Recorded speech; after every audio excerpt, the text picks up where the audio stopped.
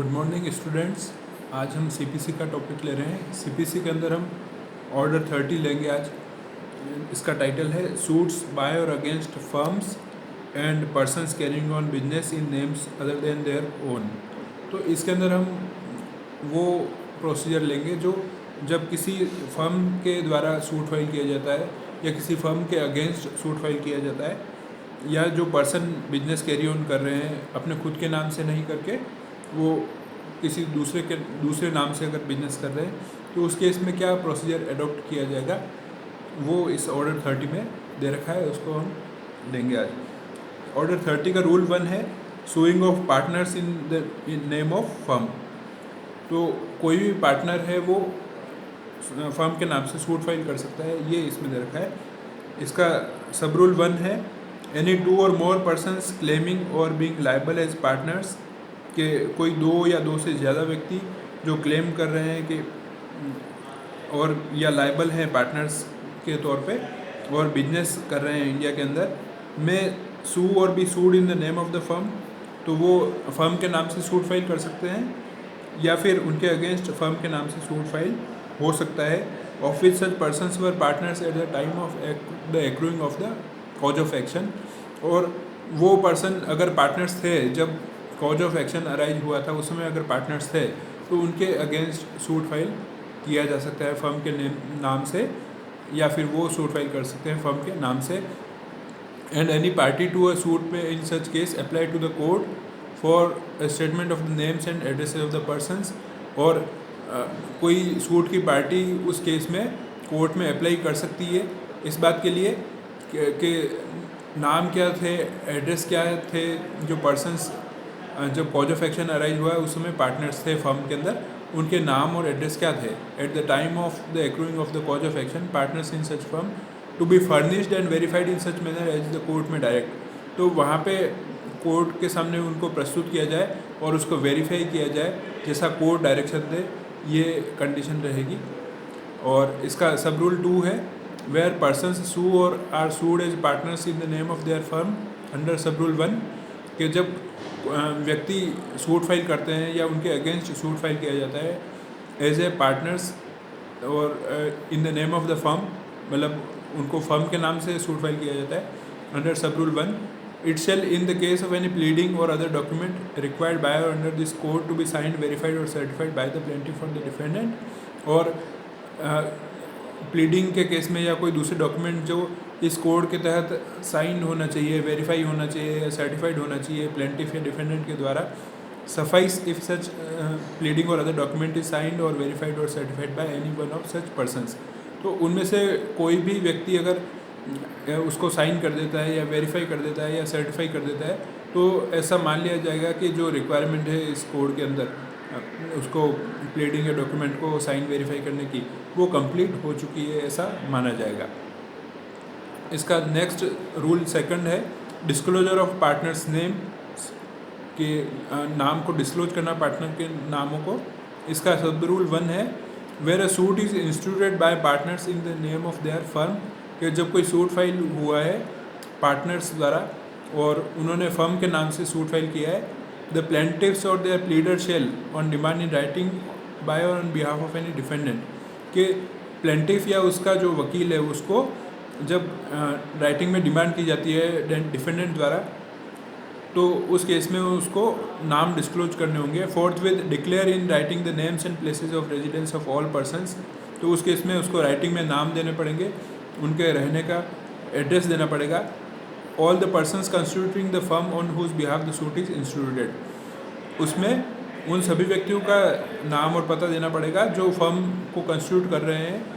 और जिनके बिहाफ पे वो सूट फाइल किया गया है। इसका सेकंड सब रूल है where the plaintiffs or their pleader fail to comply with any demand made under sub rule 1, कि जब प्लेंटिफ या उनका वकील जो सब रूल 1 की जो रिक्वायरमेंट है डिमांड के ऊपर उनको नेम एड्रेस देने की, अगर वो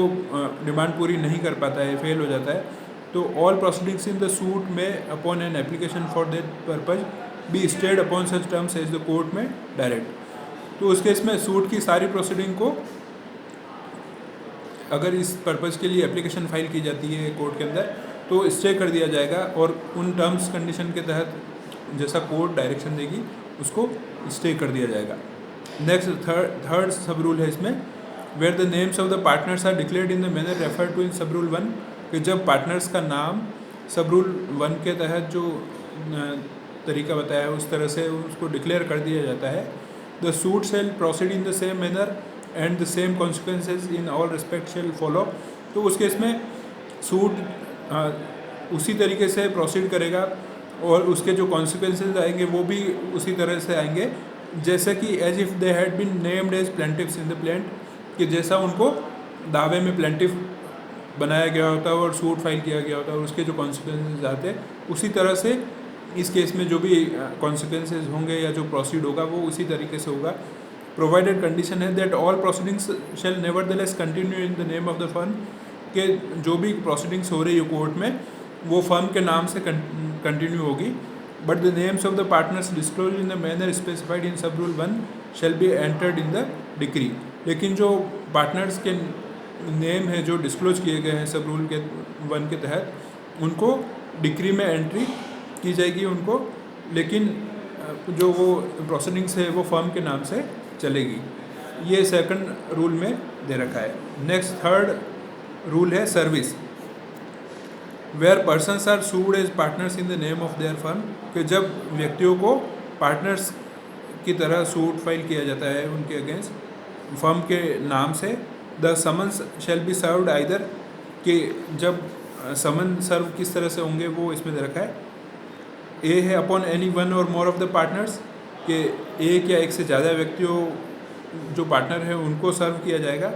और बी है at the principal place at which the partnership business is carried on within India, और या फिर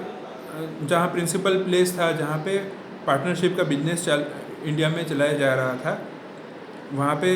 होगा। Upon any person having at the time of the service the control or management of the partnership business there,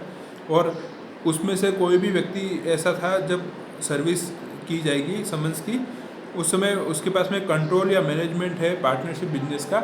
ये होना ज़रूरी है। उस place पे अगर सर्विस समन की जा सकती है एज द कोर्ट में डायरेक्ट, और कोर्ट के डायरेक्शन से ऐसे समन सर्व किए जाएंगे। And such service shall be deemed good service upon the firm so sued, और अगर इस तरह से सर्विस की जाती है पार्टनर के ऊपर या फिर प्रिंसिपल प्लेस ऑफ बिजनेस के ऊपर तो ये गुड सर्विस मानी जाएगी,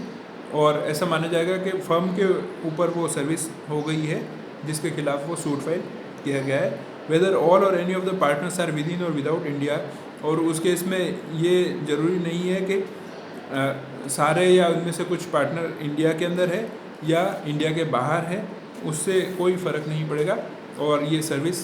सफिशेंट मानी जाएगी। लेकिन प्रोवाइडेड कंडीशन है that in the case of a partnership which has been dissolve to the knowledge of the plaintiff, कि जब कोई पार्टनरशिप में बिजनेस चल रहा था लेकिन वो डिजॉल्व हो गया था और इस बात का नॉलेज प्लेंटिफ को था before the institution of the suit, कि जब उसने सूट फाइल किया उस समय ही उसको ये पता था, उसके नॉलेज में था कि जो पार्टनरशिप का बिजनेस है वो डिजॉल्व हो चुका है। The summons shall be served upon every person with in India whom it is sought to make liable। उस केस में जो समन्स की जो सर्विस होगी वो प्रत्येक व्यक्ति जो इंडिया के अंदर है जिसके खिलाफ वो लाइबिलिटी मानता है, जिसके खिलाफ वो रिलीफ चाहता है, उसके पर्सनल सर्विस होना ज़रूरी होगा। तो ये हमने रूल 3 तक लिया है ऑर्डर 30 का। अब उससे आगे हम नेक्स्ट क्लास में लेंगे। Thank you very much.